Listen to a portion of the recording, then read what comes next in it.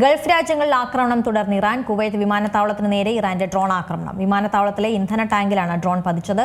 വലിയ തീപിടുത്തമുണ്ടായെങ്കിലും ആളപായമില്ലെന്ന് കുവൈറ്റ് അധികൃതർ അറിയിച്ചു. ഗൾഫ് മേഖലയിൽ വീണ്ടും ആക്രമണം തുടരുകയാണ് ഇറാൻ. കുവൈറ്റ് വിമാനത്താവളത്തിന് നേരെ ഇറാന്റെ ഡ്രോൺ ആക്രമണവും നടന്നു.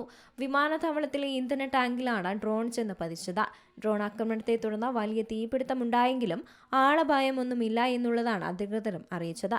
ഡ്രോണുകളെ പ്രതിരോധിച്ചതായി കുവൈറ്റ് എയർ ഡിഫൻസും അറിയിച്ചിട്ടുണ്ട്. നിരവധി ഡ്രോണുകളെ എല്ലാ ദിവസവും തങ്ങൾ പ്രതിരോധിക്കുകയാണെന്നും അതിന്റെ ശബ്ദമാണ് രാജ്യത്തിന്റെ പല ഭാഗത്തു നിന്നും കേൾക്കുന്നതും അതിൽ ആശങ്കപ്പെടേണ്ട കാര്യമില്ലെന്നുമാണ് കുവൈറ്റ് സംയുക്ത സൈനിക മേധാവിയും അറിയിച്ചത്. അതേസമയം ഇറാൻ ആക്രമണത്തെ തുടർന്ന് കമ്പനിയിൽ തീപിടുത്തമുണ്ടായതായി ബഹ്റൈൻ സിവിൽ ഡിഫൻസും അറിയിച്ചിട്ടുണ്ട്. തീ നിയന്ത്രണ വിധേയമാക്കാനുള്ള നടപടികളൊക്കെ ഉടൻ തന്നെ ആരംഭിക്കുകയും ചെയ്തിരുന്നു. കിഴക്കൻ മേഖലയിൽ 7 ഡ്രോണുകളെ പ്രതിരോധിച്ചുവെന്ന് സൗദി അറേബ്യയും അറിയിച്ചു. ഇറാനിൽ നിന്ന് വന്ന 7 ബാലിസ്റ്റിക് മിസൈലുകളെയും 16 ഡ്രോണുകളെയും പ്രതിരോധിച്ചുവെന്നാണ് UAEയും അറിയിച്ചിരിക്കുന്നത്. അതേസമയം മിഡിൽ ഈസ്റ്റിലെ സംഘർഷം ലഘൂകരിക്കാൻ ശ്രമിക്കുകയാണെന്ന് പ്രധാനമന്ത്രി നരേന്ദ്രമോദിയും പറഞ്ഞു. ഹോർമുസ് കടലിടുക്കിൽ കപ്പലുകൾ കുടുങ്ങിക്കിടക്കുന്നത് ഇന്ത്യക്ക് ആശങ്ക സൃഷ്ടിക്കുകയാണെന്നാണ് പ്രധാനമന്ത്രി കൂട്ടിച്ചേർത്തത്.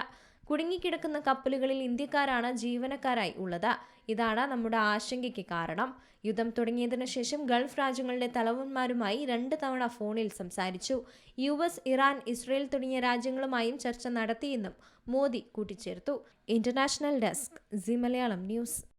ഏറ്റവും പുതിയ വാർത്തകളും വിശേഷങ്ങളും വിരൽ തുമ്പിലറിയാൻ സീ മലയാളം ന്യൂസ് എല്ലാ ഡിജിറ്റൽ പ്ലാറ്റ്ഫോമുകളിലും ലഭ്യം.